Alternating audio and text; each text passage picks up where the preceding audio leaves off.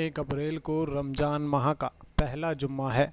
मुस्लिम समाज के लोगों में रमज़ान माह के जुम्मे को लेकर काफ़ी उत्साह रहता है। अधिक सवाब यानी पुण्य हासिल करने के लिए जुम्मे की नमाज़ पढ़ने के लिए हज़ारों की संख्या में लोग एकजुट होते हैं।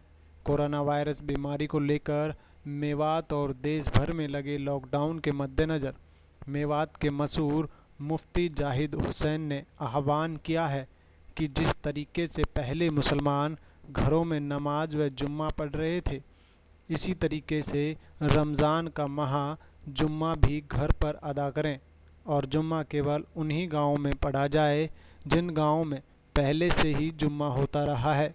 उन्होंने कहा कि जुम्मा हो या नमाज, सभी में 4 आदमी मिलकर ही जुम्मा की नमाज अदा करें।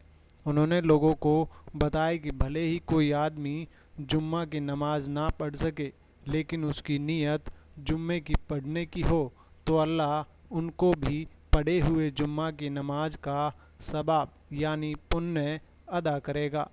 इसलिए आदमी यह ना सोचे कि उन्होंने जुम्मा पढ़ा या नहीं। तो जो आदमी घर में नमाज पढ़ेंगे, जुम्मा नहीं पढ़ेंगे, तो क्या उनकी नेकियों में कोई कमी बढ़ती होगी? तो क्या कहेंगे जी? इस सिलसिले में यह है कि देखो, ये मुबारक महीना अल्लाह की तरफ से रहमत का महीना है। इस मुबारक महीने में नेकियां बढ़ती हैं। है अबू हुरैरा रज़ियल्लाहु ताला अन्हु की हदीस है कि हर नेकी का 1 दर्जे से बढ़ाकर 10 दर्जे और 10 दर्जे से बढ़ाकर 700 दर्जे सवाब बढ़ाया जाता है।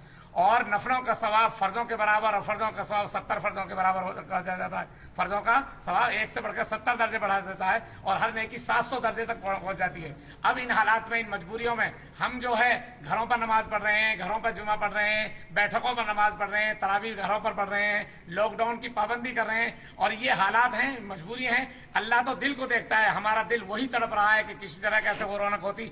हमें उम्मीद है, अल्लाह के खजाने भरे हुए हैं कि इंशाअल्लाह हमारी नेकियों में कमी नहीं होगी, बल्कि उससे बढ़कर अल्लाह हमें देगा इन मजबूरियों पर। तो ये माना जाए कि और कहीं उनको ये गलतफहमी ना हो कि अगर हम घर पे जुमा ना पढ़ के नमाज पढ़ेंगे, वो गलतफहमी में ना रहे कि आप एज मुफ्ती साहब को उसको और ज़्यादा सवाब मिलेगा, क्योंकि एक तो देश के कानून को पालना है और एक बीमारी से अपने आप को बचाना है और लोगों को बचाना है। तो इस तरह क्या संदेश दे, क्या कहेंगे खास तौर इस पर? खासकर यह है, देखिए, जुमे का एक मसला ऐसा है, जिन गाँवों में जुमा पहले से होता आया है या जिन कस्बों में, वहाँ के लोगों के जिम्मे यह है कि वो अपनी बैठकों पर भी जुमा पढ़ लें, अपने घरों में भी जुमा पढ़ सकते हैं, खुली जगह पर, भीड़ ना हो।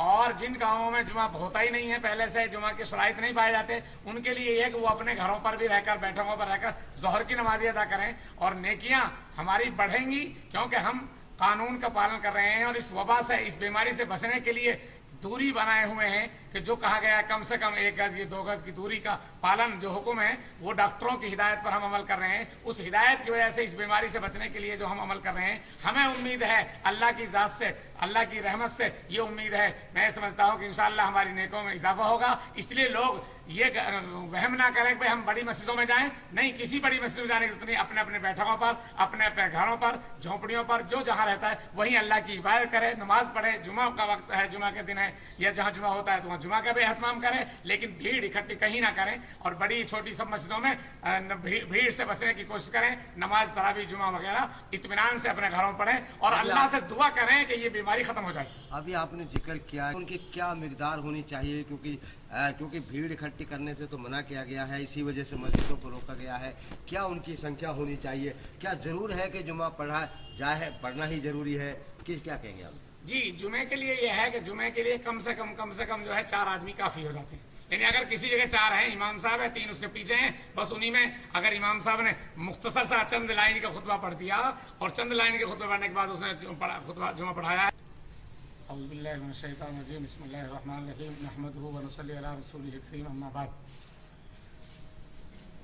मैं तमाम मुल्क के बासिंदों से और खुसूसन मेवात के बासिंदों से, मुसलमानों से यही अपील करूँगा कि हमारा ये मुबारक महीना, रमज़ान शरीफ का महीना, जो रौनकों का महीना था, नेकियों के बाहर का महीना था, लेकिन इस कोरोना नाम की महामारी, इस वबा, इस अजाब की बुनियाद पर एक आज पूरे आलम में लॉकडाउन है, तन्हाई में बैठना है।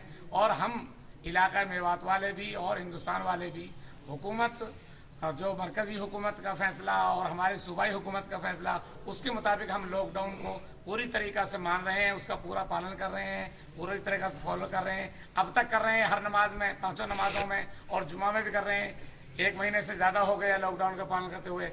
ہاں, اب آپ کا یہ سوال کہ رمضان مبارک کا پہلا جمعہ آ رہا ہے, اس جمعے کے متعلق بھی میری یہی ہے کہ جب لاک ڈاؤن ہے تو اس لاک ڈاؤن کا پالن کرتے ہوئے اس مہاماری سے بچنے کے لیے ہمیں پوری احتیاط برتنی ہے. اور اسی طریقہ سے جیسے اب تک ہم اپنے گھروں میں نماز پڑھ رہے ہیں, جمعہ پڑھ رہے ہیں, قرآن پڑھ رہے ہیں, دعا کر رہے ہیں, تلاوت کر رہے ہیں, رمضان مبارک کے اس مبارک مہینے میں بھی, باقی دنوں میں بھی اور خاص کر جمعے کے دن میں بھی یہ بات ہم یاد رکھیں. میری اپیل یہی ہے تمام مسلمانوں سے کہ رمضان مبارک کے اس مبارک جمعے میں, اس پہلے جمعے میں بھی اپنے احتیاط کا پہلو پکڑے رکھیں, احتیاط کے پہلو کو نہ چھوڑیں اور لاک ڈاؤن کو فالو کریں, اس کو کا پالن کریں اور گھروں میں رہ کر عبادت کریں. مفتی